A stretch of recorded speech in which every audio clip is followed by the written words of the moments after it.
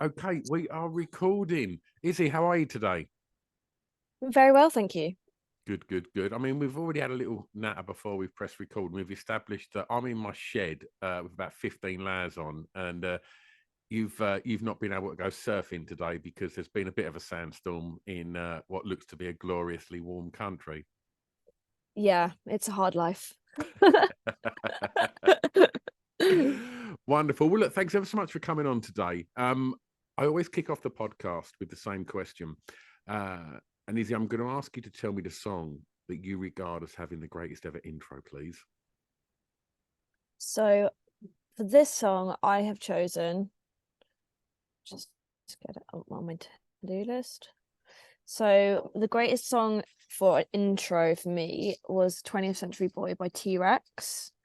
I heard a rumor once that the reason why this intro sounds so good is because the guitars in it are like not actually like in tune with each other, and someone tried to re-record it and put the guitars in tune, and it just didn't sound as good.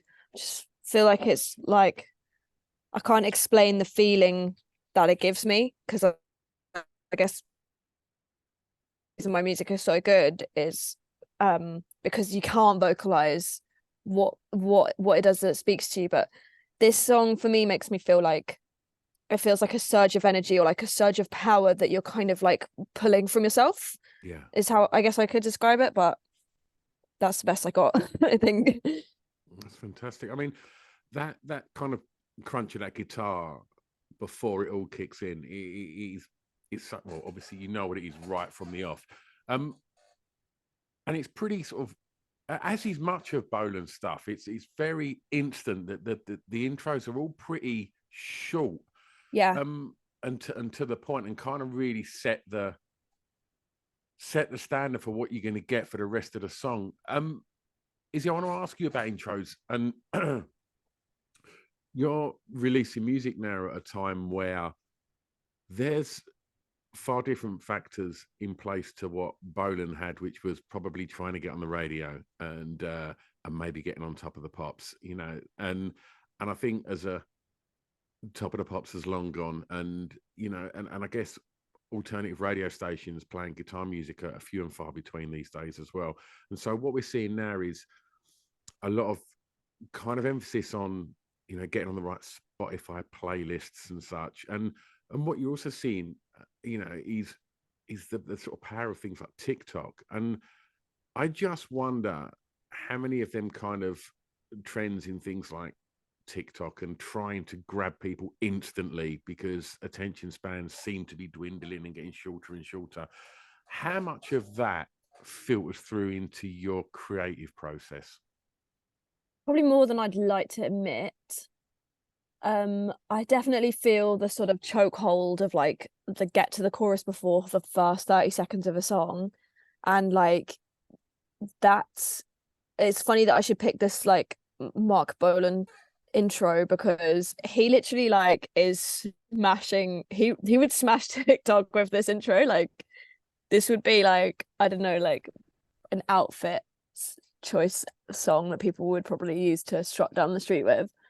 But I definitely think like growing up in the times when like 90s had like massive intros that were just 30 seconds, and now you have to get to a chorus in 30 seconds, it is really weird to adjust to. But then when you cut back to something like this from before then, and you think, oh, this packs a punch every every step of the way. And I think like I find that really inspiring, that like it doesn't have to compromise the art form if you have an intro that packs a punch, or like it can, like I always get nervous with an intro. It's like, God, if I'd written that song as an intro, I don't know how I'd have like followed it with the rest of the Yeah. song. Like, how do you literally beat that? You talk about the sort of power of the intro and in the 90s, and did you hear the T-Rex version before you heard Placebo's version? Because Placebo had a huge hit with that in the mid 90s. I just wondered if that was something that was on your radar before Bolan, or did you get Bolan first? Now you say it, I'm like, I do think I can hear his placebo voice singing that. It's hard to tell the difference. It's as far as like covers go, it's pretty much Oh, like really? for like. That's Yeah. interesting. I That's think really they recorded interesting. it for the Velvet Goldmine movie, that kind of sort of glam movie. No way, love that film. Yeah, and I Yeah, think that's Placebo are interesting. performing it in the film as well. So I don't know if I glitched out then or It's you're... okay. You're all good. No way. Yeah, yeah. Well, look, I'll tell you what I'm going to do is I'm Am I going to coming ask. through? It's frozen on my end. Oh, really? You're sounding okay to me, and I can see you. So, can you hear Okay. me? Okay, cool. Yeah, Wonderful. you're coming back now.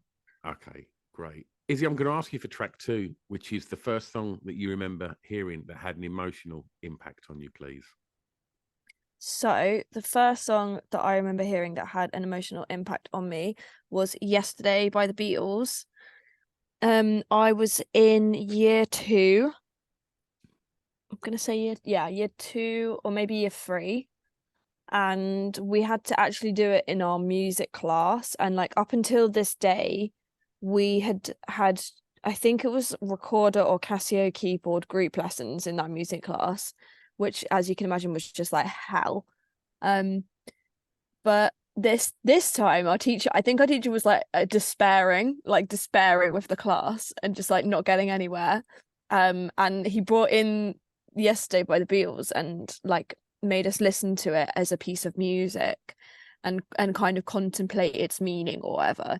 Yeah. And I just remember feeling like really, really sad and thinking, oh my goodness, the man's voice, I didn't even know it was like Macca. Do you know what I mean? Back then I was just like, this man, I really understand the feeling of something gone past yesterday that you can no longer touch. Or I imagined that yesterday was the feeling of what you would have if someone died and you all you wanted was to see them again, or a friend that you missed, or the real sort of homesickness that you feel with love and loss. And it spoke to me in a way that I hadn't ever had music speak to me before.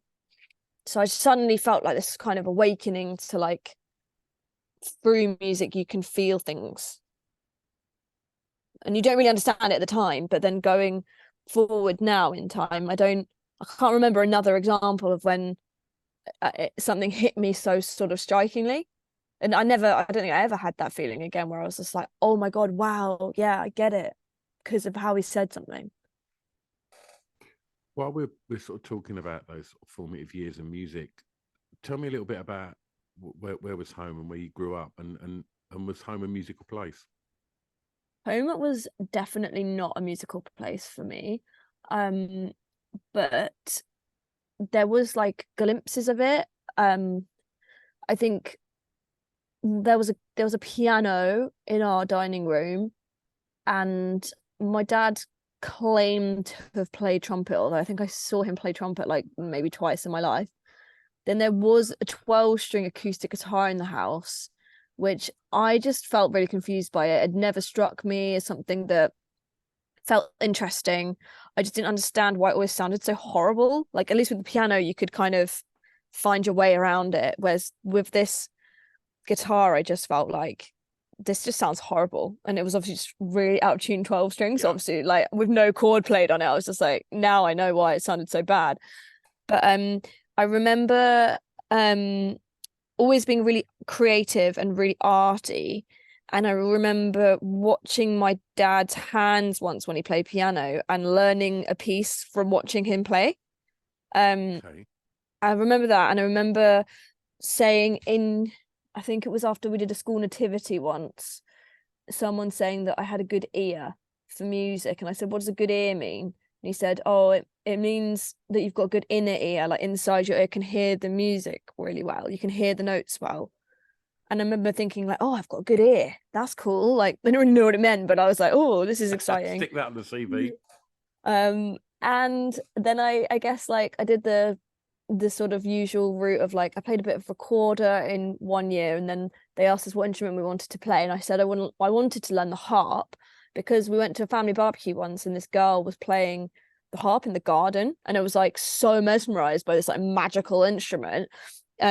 And so when they said, what do you want to play? I said the harp, and they said, oh, well, we don't think we know anyone that teaches the harp around here. So you can learn the flute if you want. How's the flute sound? And I was like, yeah, okay, the flute sounds cool. Like my friend Emma was learning flute as well.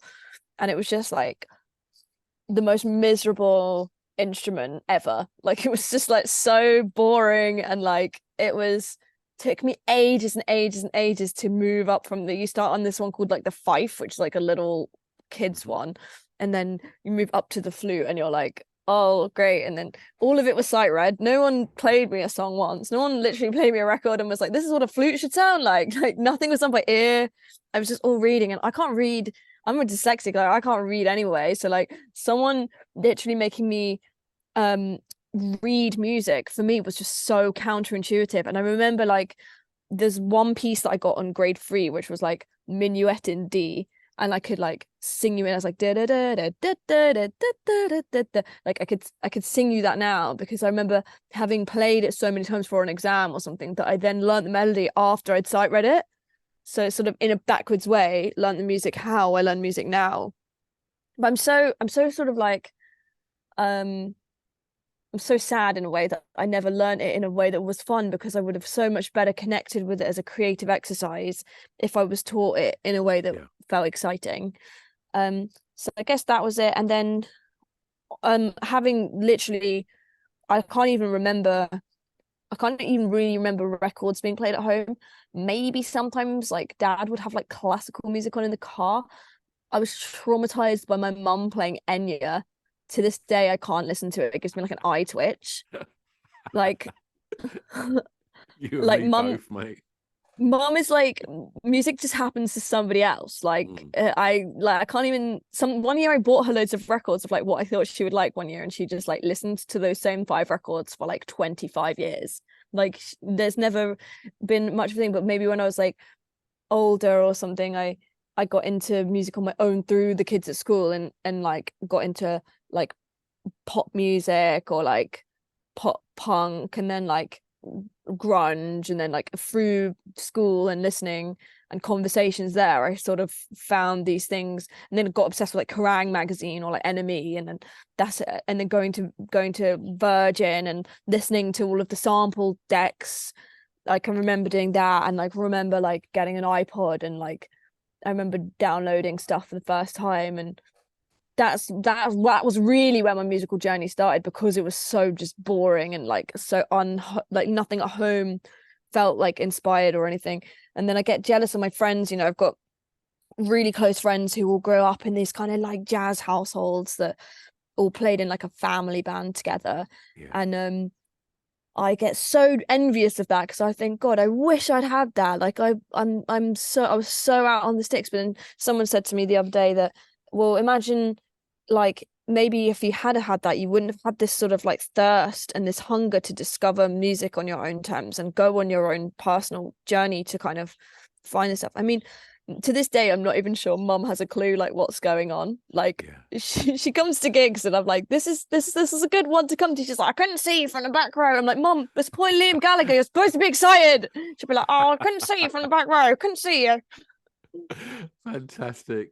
I mean, we're talking now a little bit about them sort of, you know, you said there where you started to maybe sort of, you know, make friends at school and almost find your tribe through music. So for the next track, tell me about the song that reminds you of your time at school, please. So I think, let me just check my notes. For this one I picked Blue Orchid by the White Stripes. So I remember seeing Meg White on MTV and in the sort of videos that the White Stripes did, probably before Blue Orchid came out, playing, and I've just thought, wow, what she does is so amazing, and like I want to do my version of that, but like with women. And I thought I invented like women in music. I was like then obviously after that I discovered like Blondie and Patti Smith and like all my greats. By the time I was like, I'm going to invent the idea of women in music. I just like remember when Blue Orchid like came out, and it was like peak White Stripes era, and there was something so feral about Jack White that felt like, when I saw him, because he was like this Tim Burton creature, this character, I just felt like I saw it and I was like, oh, that's me. Like that's me. And then just like we would sing Blue Orchid, me and my two friends. I just had this memory of being on a beach holiday in Wales in like with and my friends were there, and I remember being on the beach where we would just like sing the riff of Blue Orchid at each other and be like, well, I can't turn them. We'd just be like running around things that, and I think there's something like this sticks in your head, that those artists always stick with you in a way, don't they? I mean, I still love Jack White. I'm still sort of in awe of him. I think he's one of our greats, and I don't think he's ever compromised. And now I look back, I'm like, wow, it's so cool that I got to have that as a kid. Like, that's such a sick thing that I got to have. Yeah. Tell me about school. Was that something that you enjoyed? Sorry, glitched out. What did you say? Tell me about school, Izzy. Was it something that you enjoyed? Oh, I actually hated school. School was like this system that like other people had just like invented that I was supposed to be enjoying, and everyone would say to me, oh, your school years are the happiest years of your life. And I just remember thinking, fuck me, if this is the happiest years of my life, then I'd rather die. Like, I'd literally rather die. And like every day of my life now as an adult, I walk past schools and I think, holy shit, I got out, I escaped. Like, I literally feel like it was like this kind of um chokehold thing where I need to be able to be in, like, now as an adult, I'm like, it was a place where I couldn't cope with. I couldn't cope with that setting. Yeah. And I think like it's hard to conceive the idea that people can just do school and not struggle with it. Like, that's almost harder for me to get my head around, that some people can literally just go to school and be like, oh, I enjoyed it and I did well and I had no problems and I quite liked it. And I'm like, oh my God, like every waking day of that was horrible for me. And I'd find like pleasure in like specific classes like art or theatre or English when it was literature, or when we got to do creative writing, you know, I'd find my pleasures in it. And I like games a lot. But I really just I couldn't cope with it, to be honest with you. I had really bad behavior problems. You know, it was you can pay me like money to relive it now. Yeah. Like, I'd still rather have not be there. Yeah. Did you know what you wanted to be when you was at school? I knew it was something in music, and I tried learning bass once, and that didn't feel right. Though I really enjoyed it, I found it really hard to write songs on basses. But I didn't know I wanted to write songs for ages. But I know that something didn't feel right, and then later on, I felt like as soon as I started to write songs, I realized, oh, this is what I should be doing. And so I knew I had creative talent, and I really liked the idea of doing music, but I didn't know how to do it, and I didn't really feel like I had any sort of talent for it. Or the kids that did have talent for it were like really obviously good at it. Yeah. But so it was kind of like a slow piecing together of like the idea of wanting to do something that you weren't really sure if you could do or was possible, but give it a go, I guess. So with that in mind, like, where was school, and did it feel in that area that it was a realistic, you know, opportunity and dream to pursue, you know, to be a successful musician? Yeah, so I went to school in this place called Hurst, which was private school, and it was like I don't think everyone from private schools seems to go and do like business stuff, although it turns out like loads of the music industry did go to private school now, which is like quite an interesting facet of the whole thing. Had a scholarship there, but and everyone was exceptional at everything, I guess. But I don't know if there was like culture. I don't really remember that. But then when I was in sixth form, I went to like a school that was like a performing arts school. And that one, it was like everyone was super talented. Everyone was like record deal vibes and stuff.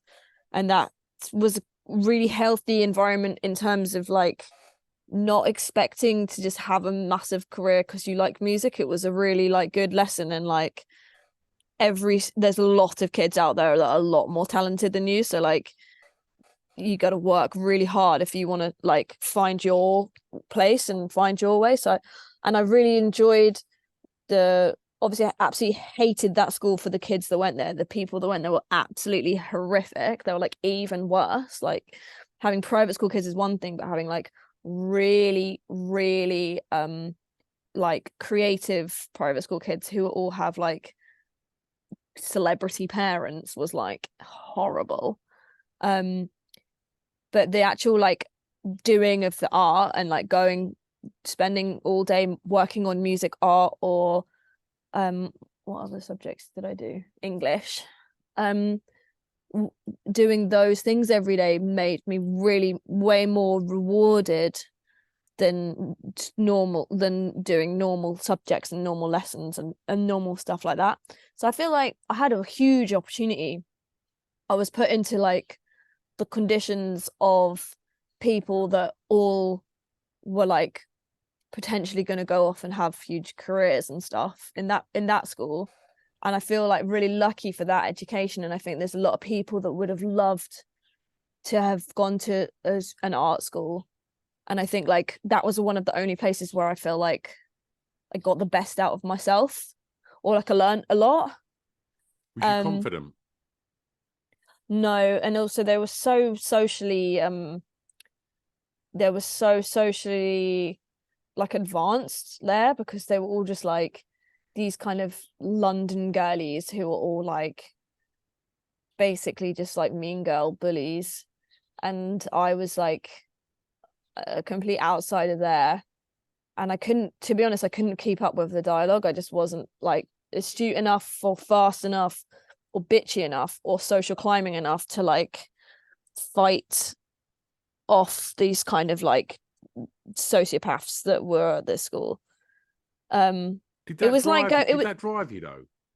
In a way, yeah. I feel like I sort of avenge a part of like my needs in a sense, because I get to kind of like go and be I get to go and do all the things that like that I know that they said that they thought, or that they thought that they could do, and like I know I've done it. I know that sounds like really narcissistic, but there's something in it. Then I felt like an outsider. Like I grew up in Crawley, like yeah, I went to private school, but also it's on complicated conditions that I don't feel too confident going into too deeply. But you know, I grew up in a normal estate, like Privet Drive in Crawley, like so middle class.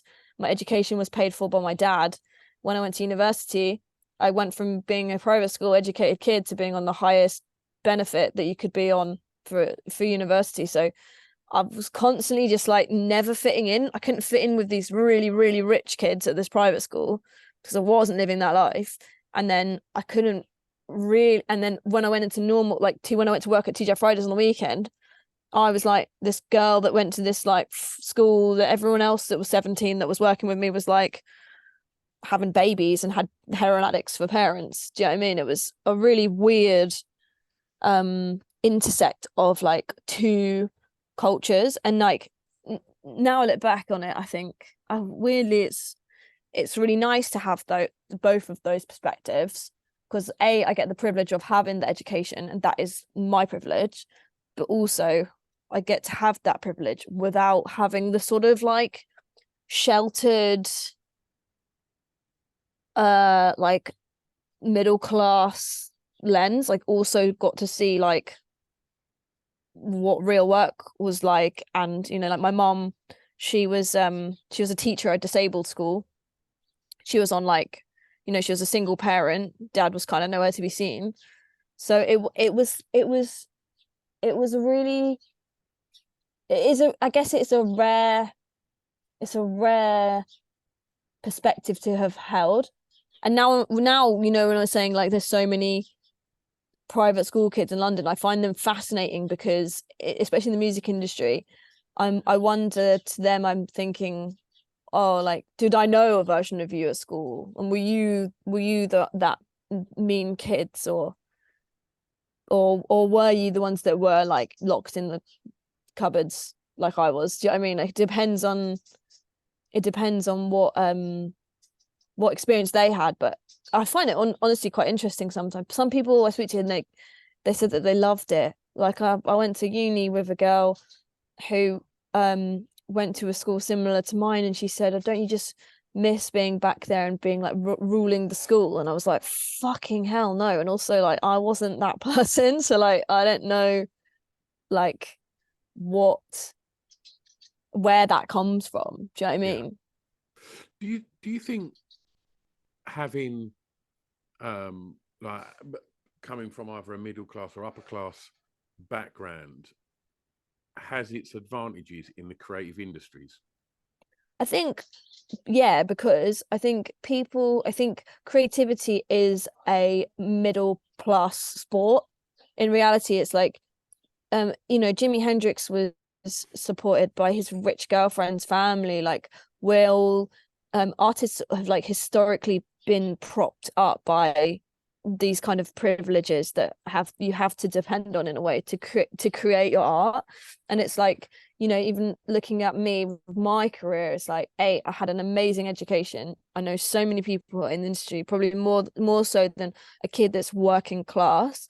And then having the ability to stay and live at my mum's house, Yeah. like having a bedroom at my mum's house that I could take up for my 20s was absolutely like undeniably useful in Yeah. terms of like being able to go to London and go and work in a studio and do all the shit that I need to do, go on tour. Like, you can't go on tour if you're gonna miss work and you can't make rent. Yeah. Yeah. Like, it's such a impossibly hard thing to do. It's an impossibly hard thing to do anyway. Like, music is insanely underpaid, so Hmm. it it it definitely needs that.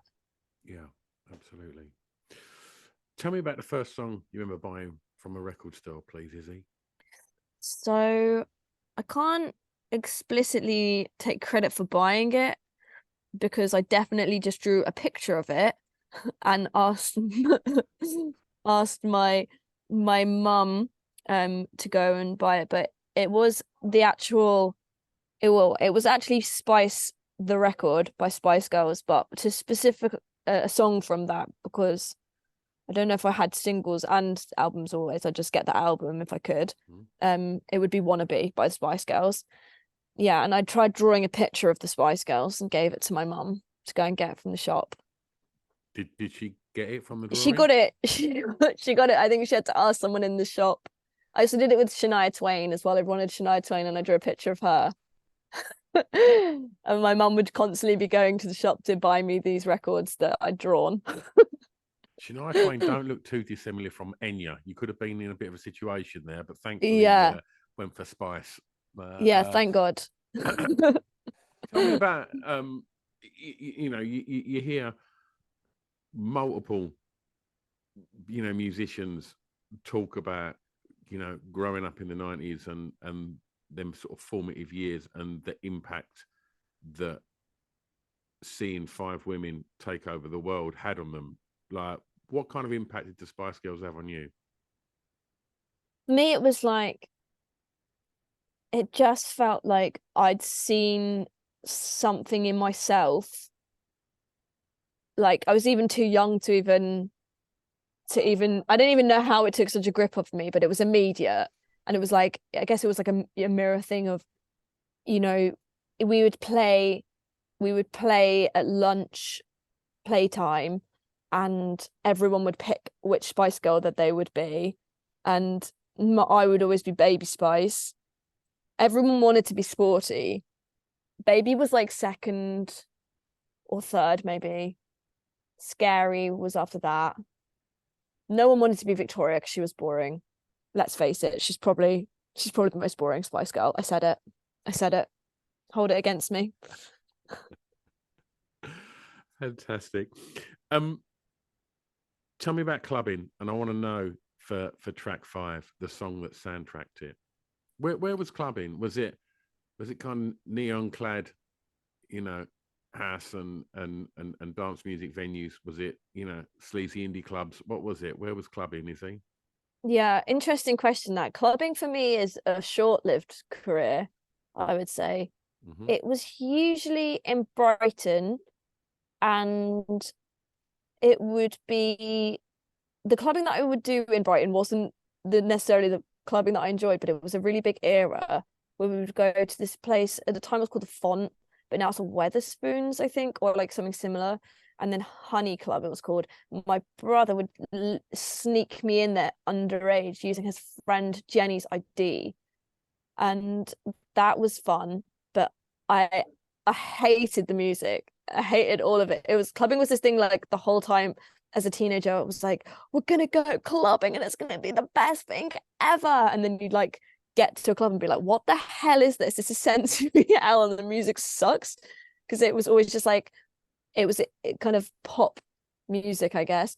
But the clubbing that I remember loving that really changed me was going to see Justice in, I think it was Oxford, and we snuck out to go and do it, or we said that we were going to go somewhere near, and then we got a coach to Oxford, and then went to Justice, and we were underage, and I remember it just feeling so legal. The whole thing was really exciting, and just like coming in and having like drank like a mixture of vodka that I'd poured out of my parents' liquor. You know, when you take a little bit of Yeah, each, like yeah, every yeah. little We've all bottle. done it. Yeah, like the classic. Like I was there, I was probably like tezzed up to the nines, probably with all my eyeliner on, thinking that I was like fresh, like indie Cindy Han, and going to see Justice and it being like this massive, like cross, just like, and then being like feeling like, oh, I feel it now. Like I understood the whole like electricity of everything, and the sort of magic that that held. It shook up everything, though. I think, people don't sort of reference Justice that much anymore, and I think the impact that they had on and the whole sort of Ed Banger scene, like, completely reshaped what was going on in guitar music at that point. Because Yeah, literally after then, Justice were literally remixing everybody, and there was yeah, so much stuff coming out on Kitsune and Ed Banger that was just absolutely fantastic and different and fresh, and it was just kind of making indie music really danceable, and it just kind yeah. of shook up the indie clubs as well. I thought it was a really fantastic time. I think Justice were absolute trailblazers there as well. Yeah, I think as well it gave gateway to like the second wave of Daft Punk. Like in that thing for me was that Daft Punk I'd always known from the earlier stuff, but then they kind of I sort of got back in I got more into Daft Punk when I understood Justice and understanding like Yeah, electronic rock music in that respect of like when like learning that they sampled like Metallica to get their sounds, and I never heard what rock music sounded like as electronic mm, before. It was just something I'd never ever heard any rock music like that, and it was just like, what the fuck is this? yeah, Like so intense, and um, also like in that sort of the time of it feeling kind of post skins or whatever. It was that kind of feeling of there was something like a bit rebellious about it, like a bit there's something really exciting. And I think also I do still hear it. I know you said it we don't hear it as much, or people don't reference it as much, but there's a Dua Lipa track out recently that I thought, oh, that's a Justice song. Or like I can hear it in way people sample, or when anyone does try to do anything sort of Daft Punk Justice sounding, I can hear it straight away and be like, oh, that's what they're referencing. Or like when rock bands do, I'm sure like for production sounds and stuff, people are doing a lot of like, how do we get that kick sound, or like yeah. how did they make that? I think that I guess we get a lot of producer artists now, but maybe it's the first time we really saw like produced rock music. Yeah. It was really exciting. Izzy, I'm going to ask you for track 6, to tell me a favourite song from an artist from your home county, please. So my home county artist is The Cure, and the song is Friday I'm in Love. Um, because The Cure are from Crawley, which is my hometown, Hmm. and I have a very I relate to The Cure. There's like a meme of like Robert Smith online. Someone be like, "Oh, do you love Crawley we came from?" He's like, "No, it's shit. It's a shithole." And I like feel him like when I walk around Crawley, like I feel like Robert Smith is like in my bones. I'm like, "Hun, I've got you." Like it's like having a guide through this, feeling like the alien, feeling like a Razorhead in the space, because in Crawley I get like egged in the street for like wearing my flares around and like Dead TGI Fridays was the one that I worked in for like years. Yeah. And it was just like people get like stabbed, people got stabbed outside, like it was gnarly, like all of our kitchen were like illegal immigrants. We had it's a rough town, like it's supposedly that they said that when there was like I don't know if this is a rumor, but I heard once that there was like when they built Crawley before obviously Gatwick Airport was a whole thing.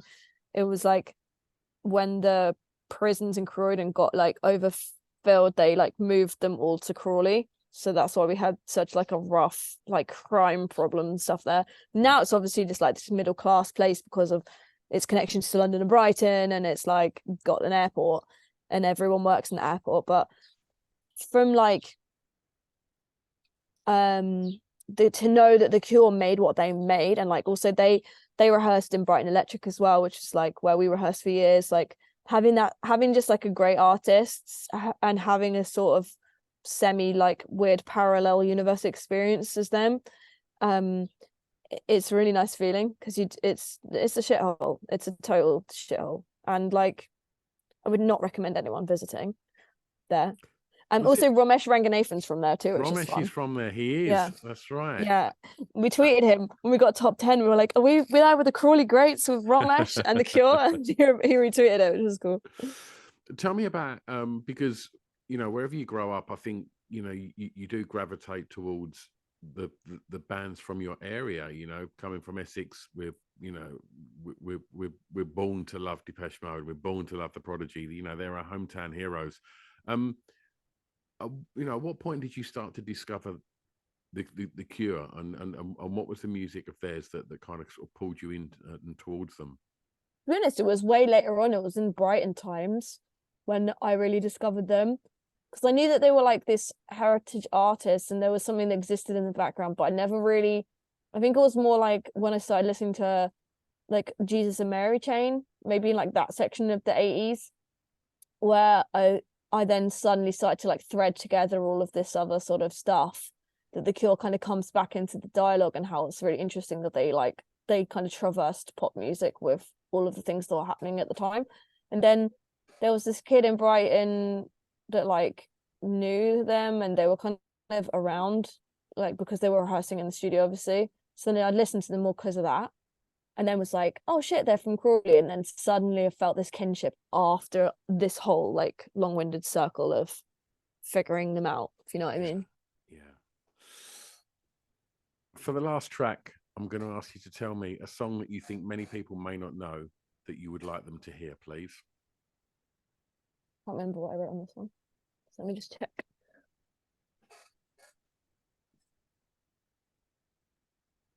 Oh yeah, okay, so this is Mizzaloo, the original version, and I think it's really cool because I think this song's really important to me, and it was a really interesting discovery of. I love finding songs and finding like how many covers have happened through history, and at what point you connect with what cover, and then you can kind of like zone in on historically the value of something. So obviously this is the song that I probably first came around in the like Kill Bill era, or like the Black Eyed Peas pump it louder, da da da da da da da da da, which is like such a central point to how I like my perspective on how I see like Black Honey and the world that I create. And I find this song really interesting to then go, okay, so like Dick Dale, and then like obviously like the Dick Dale version I realized really quickly was like the thing that inspired me the most, the surf tones, the way that it was done, the way it had this like old ancient kind of scale thing in it that sounded like from another world.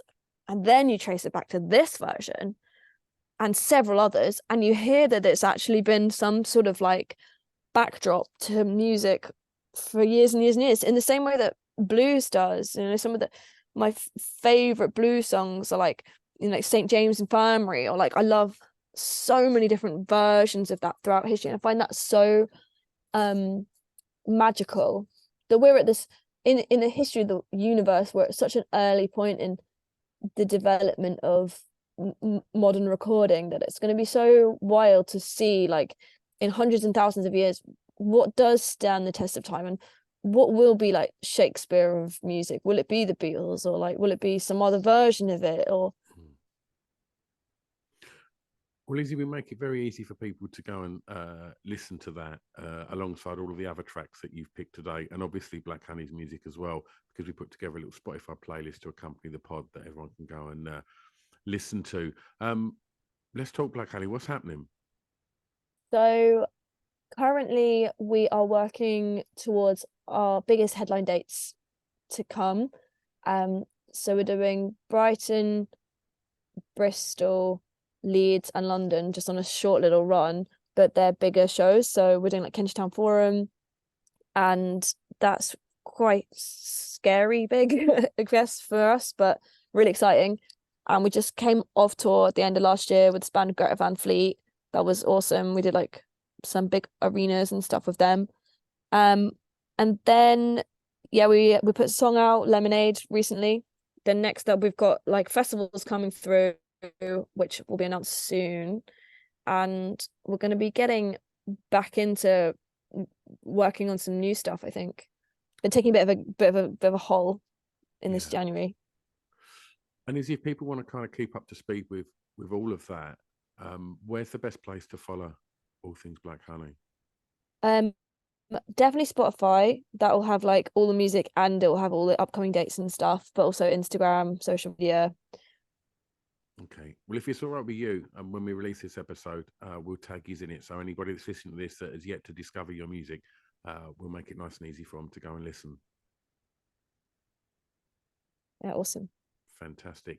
Izzy, thank you so much for coming on today, mate. It's been an absolute pleasure. Thank you so much for having me. It's been wicked. No problem. I'm going to press stop. Oh, thank you. Yeah, no worries. Thank you for having me. I really enjoyed it.